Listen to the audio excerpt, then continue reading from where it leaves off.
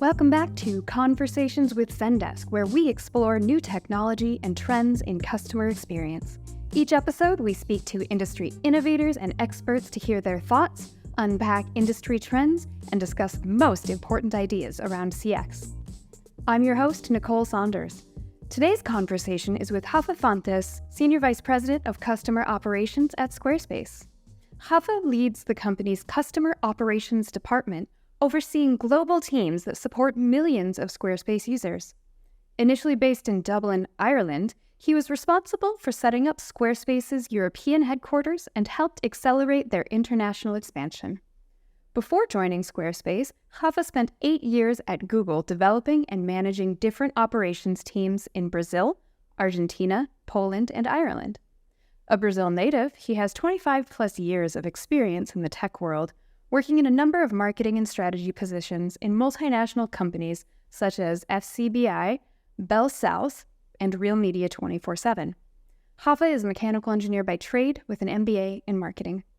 Coming up in this episode, Rapha and I discuss how Squarespace prioritizes customer feedback and the systems that they've implemented to collect, act on, and respond to what their customers share with them. Squarespace is such a wonderfully customer-centric company, and they've really done an amazing job with their Voice of Customer program. Stay tuned to learn all about it. Rapha Fontes, welcome to Conversations with Zendesk. How are you doing today? I'm doing great. Thank you, Nicole, for having me. Oh, I'm so glad that you're here. I'm really excited about this conversation. I'm a big fan of Squarespace. I've used it to build websites in the past, and I just think that what you all do is so cool. So one of the things that I really love about Squarespace is how customer-centric it is. And I would love to start our conversation today with you telling us a little bit about how Squarespace thinks about the customer experience and what it really means to be customer-centric or customer-obsessed at Squarespace. Yeah, Squarespace is turning 20 years old. It's hard to believe, but 20 years this year. It all started when Anthony, in his dorm, when he founded the company, for a couple of years when he started it, he was doing customer service himself. So he was taking emails, he was solving the issues for customers. So it was like the easiest feedback loop he had ever had, because he was getting that feedback instantly, putting back into the process and fixing it as he went. So that helped from the get-go build that empathy, understanding of how valuable that feedback was in the early days. And I think that set the tone on how the company evolved. Over time, it ended up being one of our top values for the companies, be the customer, which is no different than putting ourselves in the customer's shoes and trying to create the experience that we want for ourselves for each and every one of our customers. So we offer the tools that we use ourselves. We try to use it as much as we can. And it's hard. It's hard to do it, especially as we scale. We have millions and millions of customers across the globe right now. Some of them are very savvy. Some are developers. Some of them are not as good with computers. They need more help. So it takes time and effort to remain and to continue with that philosophy across the company. And we've done a few things to try to keep it in over the years. One cool thing that we have as a perk at Squarespace, every employee gets 2 free lifetime subscriptions to Squarespace, so they can build their own websites, encouraged to offer to family and friends and help it, or just have their side hustle in there. We make sure that onboarding we cover products so people understand like in details how it works and how our customers interact with our products. And many other products we can talk about, many other programs we can talk about, where one of them is called Tell Us More, which is like if you're experiencing things as you're helping your dad or your brother and how to use Squarespace and you see something weird, how can we create a direct line with our product and engineering team? So these are things that we use to try to remain as customer-centric as we can. I think that empathy and that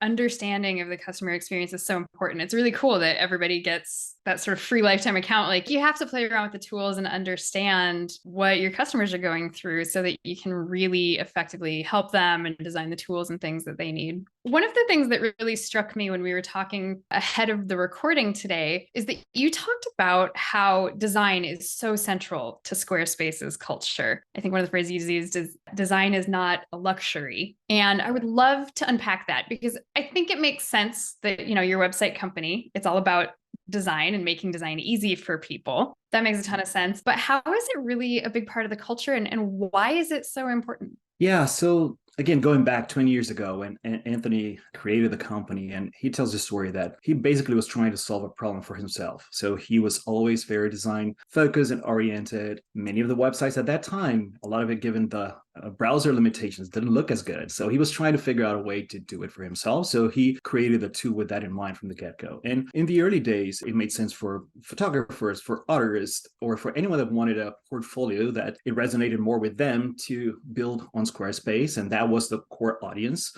for a couple of years. But as the company grew and as we exposed ourselves to other companies, like any entrepreneur, any company can benefit from that. There's a study that I've seen once that it tells, I think it's like 75% of people, they judge your company's trustworthiness based on their website. If you think about it as a consumer, when you land on a website, it doesn't look great or doesn't look that professional. You have second thoughts. Will you buy it from them or not? It also happens very fast. I think it takes milliseconds for you to form an opinion on that website when you land. So it really is, if you want to stand out, if you want to build that trust, that rapport with your customer, it's a key differentiator from a bakery to a photographer to an artist. So it's like we cover many sides of our customer base. And one cool thing about that permeating our culture, and you talked about design is not a luxury. It came over time. It is definitely one of our values in there. We live and breathe with that on the day-to-day. So our offices are very beautiful. They're very well designed. Whenever we're putting a presentation together, we care about the fonts and how do we design the best slides. And even when we hire people, we attract people that are very creative in nature. On our customer support team, even in the entry-level roles, we have some people who are artists or musicians or content creators and do that as side hustles, but they're just excited to be part of the Squarespace because we have that value, because it's so important to our customers.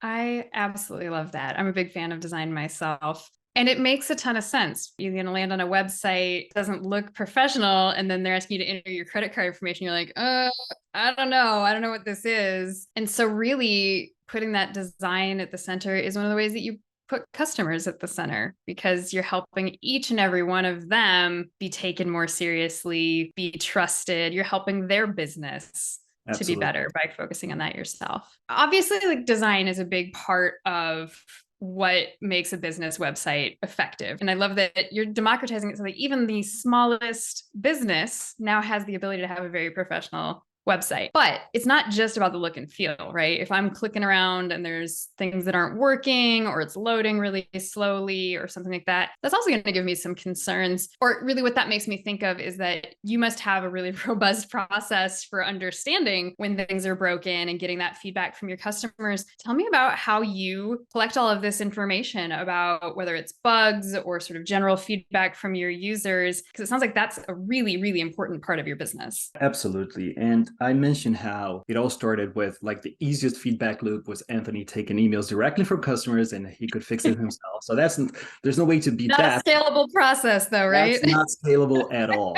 Right. But one unique thing we had at Squarespace is that we are 20 years old, but for the first 10 years, we remained relatively small. So as I mentioned, we were focused on artists, photographers. The company didn't grow as much, it was mostly US focused. And in the early days, we were primarily in one office. So it's very easy for a customer service person to walk into the engineer's desk and say, hey, there's something I'm seeing here over and over. Can you help me fix that? So that's something that happened naturally. And to your point, scaling that is not easy when we started expanding to different offices. In the last 10 years, as we started hitting the kind of the bigger customer base, we are expanding to different offices. The product became more complex that we're now offering. As you mentioned, commerce is a big feature that we implemented over the years. So as we grow our product feature sets and so on, and it gets more complex, like, how do we figure that out? So it's something that there's no silver bullet, but there are a few things we've done over the years that I think it helped a lot. So in Squarespace for customer operations, there were 3 teams that we started in the early days that helped shape what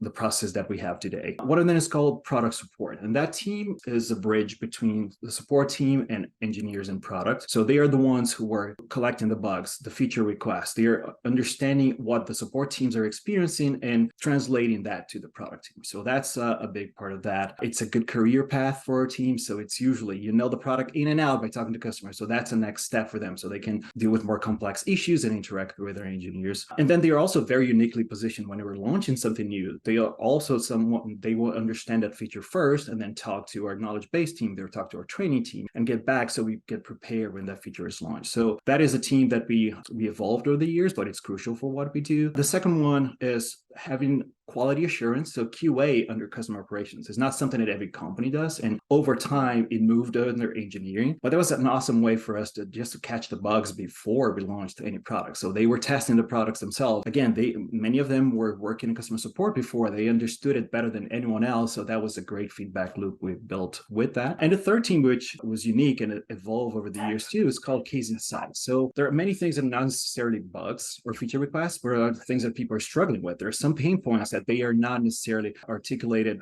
through bugs. So that team would read hundreds of interactions on a specific theme and put together a comprehensive package saying, hey, this is something that's going on right now. And could be something complex as improving our usability to something very easy or simple. In our minds, or the technical term for, you say you're going to map your domains, right? That's the more technical term, but many people didn't know what mapping means. So it's like, can we make our knowledge base say connect your domain, which is something that most people would understand or know how to search for it at Google and find that answer and really get a better experience with us. So this is one of the early things we found, and that team evolved over the years, and it's been very helpful. This is such an important thing, right? Every business needs to collect insights from their customers and understand what's working well and what's not, what resources those customers need. And so I love hearing how organizations have solved this, because I think it's a really challenging thing to have an online community, have your support channels, have your account representatives, all of those people hearing from customers and collecting feedback. And how do you amass that and move it into something that is actionable and then communicate back out to your customers with it? So it sounds like that you all have done a really great job of pulling that together. What has been sort of the most challenging or difficult part of doing that? I think that one thing that is natural for any product and engineering team, their natural bias will be to build new things as opposed to spending time fixing what's out there, right? So there's always that tension. How do we figure out the best balance between those two things, especially if you're growing fast, if your company's developing? This is definitely a tension that there's no solution for that. There are ways in which we can address it and create frameworks around it, but that's always there. So I think it's good to be cognizant of that challenge from the get-go. But the scaling part that we talked a little bit before is something that we've been trying to solve over time. So one thing that we've done over the years when collecting bugs is how do we automate that process? How do we make it easier for the support team to go and say that there's a bug and how is that bug connected to a product feature? So integration between Jira and Zendesk is a big one. So they don't, one click, they can do that without having to go through a long process to do it. So it can code it, we can account for that bug. And the other part for the Case Insights team that we're talking about, over time, it's not scalable to read interactions all the time. We still do it at a much smaller scale, but machine learning can be very helpful surfacing themes that we should go and look deeper into that. And I would say the hardest problem to solve is as we grow, as we add complexity, as we add products, it can become a sea of bugs. If you have thousands of bugs in there, where do you start? That's very easy to start ignoring that. Over the years, what we worked a lot on is prioritization. How do we make sure we surface the right things? How do we make sure that people are focusing on the most important, impactful ones? So there are a couple of ways that have been successful. For us was one, creating a framework just to quantify what's the severity, how important that bug is, how many customers are doing that, really putting a focus on the most important things so we can make progress on the right things at the right time. So that's something that the team has been focused on, and it's a constant process, and we fix it, we improve it, and so on. And the other program we launched over the years is called Customer Stories. So sometimes you have so many bugs that if you take a step back, they are connected to a broader issue with our customers. So how do we put together in a cohesive package that tells a story that like, I get it, why this small thing maybe just generated 3 interactions, but if you put them all together, they can tell a much bigger story. And then collecting things from, as you mentioned before, different sources. So what are customers saying in our forum? It's easier to do it through our Zendesk interactions, so we can account for that easier. But what is Twitter? How they are reacting to a new feature? Should we call it X these days? But how is their forum reaction, and putting this in one place? That has been very useful too. And just saying, okay, there's always going to be a lot of things we can address, but what are the 3 stories that we can surface to the product teams that really can resonate, that they can really put the resources on that? So this was some of the things that we've done, and some of the challenges we're still to this day. It's like there's no silver bullet. We're still trying to work on them. Trying to build out your AI strategy for customer experience? Then be sure to tune in to the Conversations with Zendesk podcast, featuring interviews with Zendesk and Fortune 500 leaders about using AI for CX. Subscribe on Apple, Spotify, or wherever you listen to podcasts. I do think it's an endless and sort of always evolving workflow, I guess, that most organizations have to work with, because there's multiple components, right? There's, as you mentioned, the technical component of like, how do we integrate things? How do we automate it so that we can do it at scale? How do we make it really fast and efficient? And then there's the process. All right, how do we then action on all of those? And then I love that you also mentioned the customer stories and how do we tell the bigger story of that? Because I think a lot of the time it's easy to look at how do we pull in all these insights and put quantifiable data on it, but the numbers don't necessarily tell the whole story. And very much to your point, sort of that zeitgeist of, hey, there's a common theme across a whole bunch of different things here. So it's beautiful how you pulled all of that together and really wrapped it up in a cohesive package. It is definitely hard. It's an easy pitfall as you scale. It's like, base myself only the number of interactions that is going to tell the story. Like, well, what if it's just a few, but they're so impactful that they can sell during a very important time of the year? That is like the qualitative part is crucial to that too. So we're always trying to strike that balance. Yeah, you have to balance the qualitative and the quantitative sides of that. Have there been really any interesting learnings or takeaways or things that have really stood out in your mind as you've gone through this process where it either worked really well or maybe something that you learned because it didn't? I think there's always things that we find out throughout the years. One thing that's, yes, we can always scale, we can always look at ways to automate, but going back to human nature is how do we figure out how to build the right relationships? And the companies grow. We have so many more employees than we had in the past. The product team used to be Anthony, your CEO, and a lot of engineers, and there's a lot of product folks. They're focused on smaller parts of the product. So how do you constantly figure out a way to build that relationship and make sure the processes are done across the company? That's definitely something that is, again, it's an ongoing thing that we need to keep an eye on. Well, and I'm sure it's something that you have to adjust anytime you do have new technologies or things coming in. I'm really interested to see how AI plays into this space. I think about a lot of the things that can be done right now where you can feed it information and have it give you a readout or a summary of everything. When you're looking at all of those different sources, I'm very hopeful that that's a technology that will help us all get a better, broader understanding, be able to action on it more quickly and that kind of thing. And I think that's going to come sooner. Like with generative AI, there's been so much buzz around support will be automated and the robot was going to talk to everybody. It's like, well, I don't think so. I think it will automate part of the questions, but I think sooner than anything, like the internal things like you were talking about and the process that we were discussing before, can we have a process in which we go through thousands and hundreds of thousands of interactions and really pinpoint the things that are important to address faster without needing to go through that manually? That's definitely something that we can start doing very soon. And it's very exciting for the evolution of the process we have. Yeah. So what's next? What are you thinking about? We're talking a little bit about some new technologies and things. What is the next big thing that you're working on in terms of your customer experience? Yeah, generative AI is definitely going to be part of our journey for a while. We do have a chatbot that it's going to get better. It's going to get improved over the years. We're investing in what we just talked about is like, how do we empower our agents or our advisors to have better information? So one example is when you are having an interaction that is a long one, you talk to several people, can we have a summary given? So it's easier for them, especially in live chat when they need to react faster and understand what's done in there. How many of us have been into an interaction and someone needs to start over or you need to explain yourself again? So I think that's enabling the advisors with that would be great. And I think from a customer feedback point of view, as we talked about before, we're never done. It's like there's always more to be done. We have new products coming in. We have new employees joining the company every day. So it's constant learning. And that's what makes it exciting. I think for many of us who are in operations, who are in support, know that every year is different, because even if you're doing the same job, it's a different flavor to it. And there are new things that we need to figure out. So if a business owner came to you, and obviously Squarespace deals with a lot of business owners, and said, what are some of the most important things for me to think about to make sure that I'm offering a great customer experience? What would be some of your recommendations for them? It depends on the stage that you're in, right? So I think stating the obvious and putting yourself in the customer's shoes is like, it never hurts. Whenever I go through a support experience with any company as a consumer, I'm always with that lens saying, hey, would I like that experience for my customers? Trying to think with that lens is something that's a big one. If you're a small company, really encouraging having the engineers talking to customers. We acquired a company a few years ago called Acuity Scheduling, and they were much smaller than we were, very customer focused. And they had a couple couple of things that they did they were great, and it was kind of refreshing to see at an earlier stage. And one of them is engineers had to take some emails once in a while and respond to customers directly. So that made them empathize with the issues and with no filter in between, which is great. Hard to do it as you scale, but in the early days, it's great. They had a Slack channel that every time a negative CSAT was submitted through the form, it pinged the Slack, and engineers would see why are customers not satisfied about, so they could react faster to that. So if you're small, I think those are things that can be very powerful. As we grew and scale with the team, like how do you replicate that experience?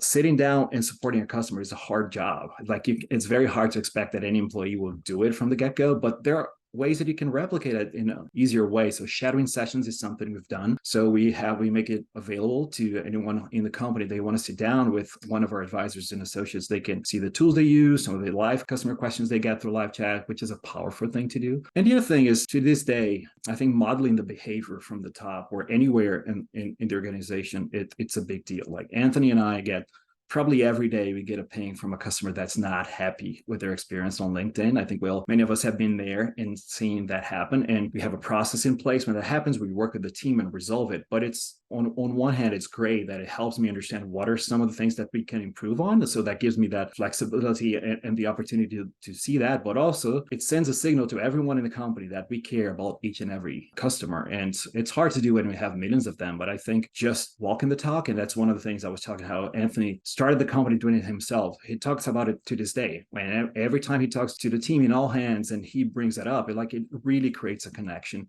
with the organization at large and shows that he's committed to it. So I think that's a big part of our journey too. There's a couple of amazing things that you said in there that I want to call out. The first being that you receive negative feedback from customers on a frequent basis, right? Because every business does, right? We can't pretend that any business is flawless and doesn't have its detractors. And I think what you really were pointing out there is that feedback is a gift. It's great. Sometimes it can sting a little to get some negative feedback, but it's also much more valuable to understand that and be able to know what those challenges are so that you can act on it. You can keep improving your offerings. And so that is such an important thing that I think people have to remember, is that even when you're getting some negative feedback, that's a good thing. And you should actually be really grateful that somebody's telling you it and not just being frustrated and walking away. Yes, I agree. And over the years, you learn how to interpret that, right? So that's another learning that in the early days, our support team got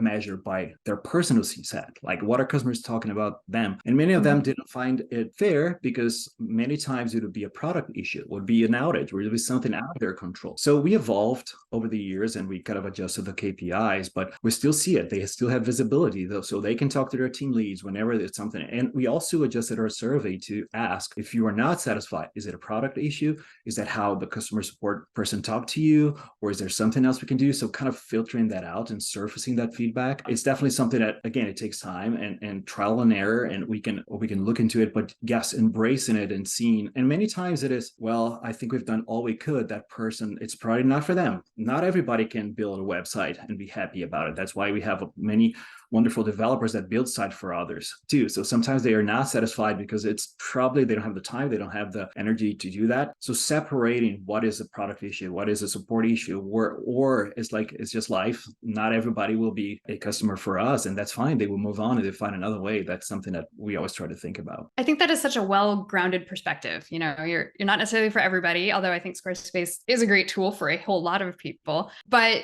being aware also that people sometimes conflate whether they're unhappy with something. I know something that I have seen in the past is sometimes an article or blog post will get downvoted, not because it's a bad article or post, but because people don't like, maybe the feature that's getting talked about or the change that's getting made. And so it's important to tease that apart and really look at those things. To go back to your previous comment, the other thing I wanted to call out is you mentioned leading by example and how important it is to set a company culture by the leadership demonstrating that empathy and that awareness for the customer support. And I think it is so, so valuable and so important to make sure you've got good morale all the way down and make sure that you're really modeling for people what you want that responsiveness to your customers to be. Again, especially as you scale, it is so hard to maintain that close connection with your users when you're getting into the thousands or tens of thousands or millions of users. It is very easy to get desensitized when it's like when you're looking at dashboards, when you're looking at numbers, and it's like, well, okay, that you need to go level deeper. You need to sometimes get into the queue and read some tickets myself to really get a feel for what's going on. So it's not easy. And as you get busy, as you have different responsibilities, and as a people manager, there's so many things pulling you in different directions, but kind of forcing yourself to sometimes go to Twitter and see that feedback, or going to the forum and just being there and spending a few minutes, that sometimes can be very powerful. So not, I think, one advice to your previous question about advice to other businesses, like even if you create the processes, try to experience yourself as much as you can, even if it's just a few minutes every week. That can be very powerful for sure. Absolutely. And on the flip side, I think it's also valuable to read some of the positive things too. It can be easy to get down if you read only the negative feedback.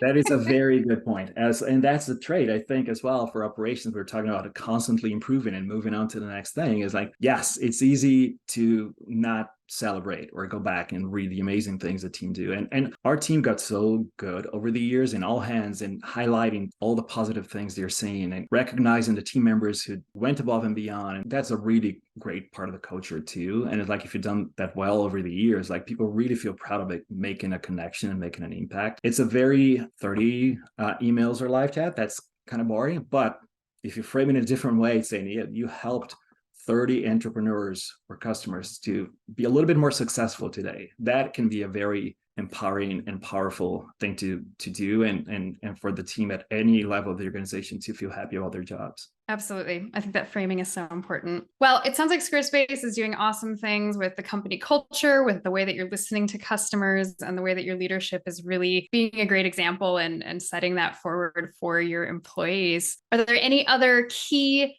things that you've learned or key takeaways you'd want to share with other business owners that are really thinking about how to take in that feedback and how to create that empathetic experience? I think we covered most of it. The only other thing to say is that technology is an important piece here, right? And resources are usually limited. So I was talking a little bit about how Jira and Zendesk are connected, and how do we, over the years, how do we improve our help site? So having a great help site is crucial for us, so we can offer a good self-help experience, so we can spend more time one-on-one whenever it's really necessary. But doing that, like even there are amazing tools like Zendesk that offers all of that. Like, how do you customize this to your business? How do you get the engineering resources so you can build this in a way that makes sense for your own business? That's hard, right? And many times, if the company's making decisions around how to put engineers for product or for marketing and support, it's always something that you need to advocate for, and making sure you have those resources. So that's another lens that might be useful to think about too, is like,